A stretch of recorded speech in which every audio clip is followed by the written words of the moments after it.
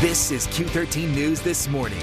All right, still ahead this morning. The holidays can be a great time for some family members and a tough time for others. So coming up next, we're going to have a difficult conversation about eating disorders during the holiday season. We're talking to one local expert about the warning signs to watch out for and how to help your family and friends who may be suffering. Also, all right, 8:44 right now, and this morning we have a tough conversation to have about eating disorders, and this becomes prevalent during the holiday season. According to the National Eating Disorders Association, 30 million Americans are suffering from some type of eating disorder, and some stats show 77% of them never seek treatment. So right now, Kelsey Thomas is here. She's a site director for the Emily program. That's an organization that helps treat eating disorders. Kelsey, good to have you. Thanks for having me. Have this conversation this morning. And the holidays have to be tough for somebody dealing with an eating disorder. Absolutely. So if you think about it, it's already tough for people who have eating disorders to be around food in general.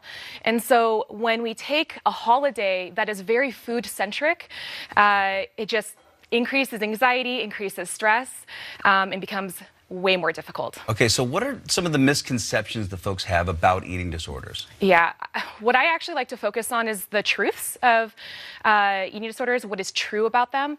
And so what is true is that they absolutely do not discriminate. Eating disorders affect people of all ages, genders, socioeconomic status, people of all groups. They absolutely do not discriminate. And so if we, maybe suspect or maybe we have no idea, what are some signs that we should look out for if somebody, maybe has an eating disorder? What are some of the red flags that we should be aware of? Yeah, especially during the holidays, you might notice someone who is over-focusing on food talk about their bodies negatively.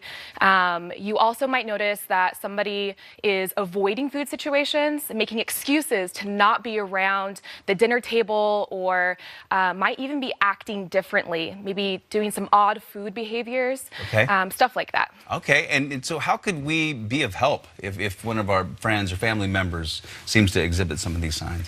That's a really good question. The first and foremost thing that you need to be thinking about is going to the individual and asking them, how can I help you? You want to show your support to them, and what is helpful for somebody is so individualized. So you really want to go to them and ask, I want to be helpful.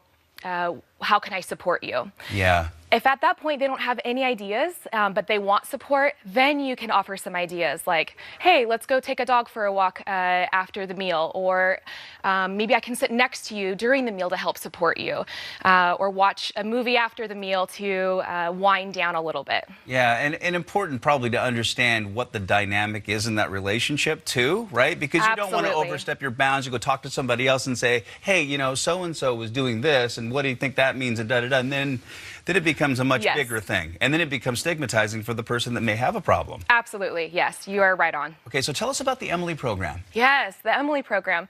It's an eating disorder facility. We treat individuals of all ages, genders. We have anywhere from 24-hour care to an appointment that is for 1 hour, one time a week.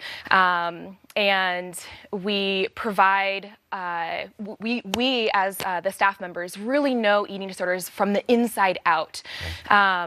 We ourselves, a lot of us, have had eating disorders in the past, and it's not just a professional thing for us, it is personal. Right. Yeah. Okay, so there's somebody out there watching right now, and they know this is me. What would you tell them right now? Yeah, I would say seek help, seek out treatment, talk to people. You need your support, your friends, your family that you created, whatever it is, just please seek help. And you can always find more information on our website, emilyprogram.com. Okay, Yeah. Kelsey Thomas, thank you so much for joining us. Great to have you. And as she mentioned, emilyprogram.com. All right, MJ.